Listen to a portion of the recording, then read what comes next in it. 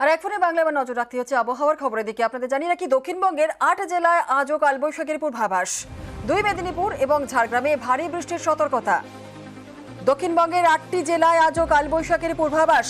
2 মেদিনীপুর এবং ঝাড়গ্রামে ভারী বৃষ্টির সতর্কতা। আর কি বলছে হাওয়া অফিস জেনে নেব। আমাদের সঙ্গে রয়েছেন আমাদের প্রতিনিধি বিশ্বজিৎ সাহা। বিশ্বজিৎ, হাওয়া অফিস কি বলছে?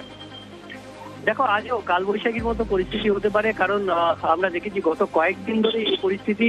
বঙ্গোপসাগর থেকে প্রচুর জলীয় বাষ্প ঢুকছে, আর এই মুহূর্তে আর্দ্রতার পরিমাণ অনেকটাই বেশি, আর তার সঙ্গে তাপমাত্রাও বাড়ছে। এই সব মিলিয়ে একটা পরিস্থিতি তৈরি হবে, বজ্রগর্ভ মেঘ তৈরি হবে। তার থেকেই বৃষ্টি তো হবেই, কালবৈশাখী এবং কোথাও কোথাও শিলা বৃষ্টির সম্ভাবনা, ভারী বৃষ্টির সম্ভাবনা রয়েছে। দু এক জায়গায় হতে পারে পূর্ব ও পশ্চিম মেদিনীপুর এবং ঝাড়গ্রাম, এই 3 জেলায় ভারী বৃষ্টির একটা সম্ভাবনা তৈরি হয়েছে।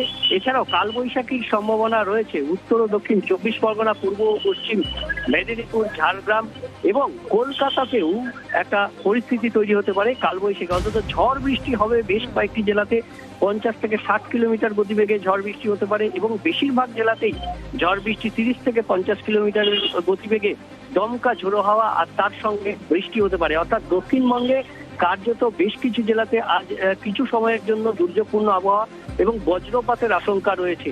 তবে উত্তরবঙ্গে আজও শুষ্ক আবহাওয়া থাকবে। উত্তরবঙ্গে আগামীকাল থেকে পরিস্থিতির বদল হবে, কারণ পশ্চিমী ঝঞ্ঝা ইতিমধ্যেই ঢুকেছে, আরো একটি পশ্চিমী ঝঞ্ঝা আগামীকাল ঢুকবে, আর এর প্রভাবে সিকিমে বৃষ্টি তুষারপাতের সম্ভাবনা এবং দার্জিলিং এর উপরভাগে এবং কালিম্পং এর দিকে বৃষ্টির সম্ভাবনা রয়েছে এবং ওপরের উত্তরবঙ্গের ওপরের দিকের 5 জেলাতেই বিক্ষিপ্তভাবে বৃষ্টির সম্ভাবনা রয়েছে বুধবার থেকে শুক্রবারের মধ্যে।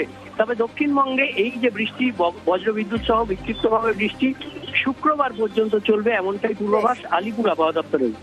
ধন্যবাদ।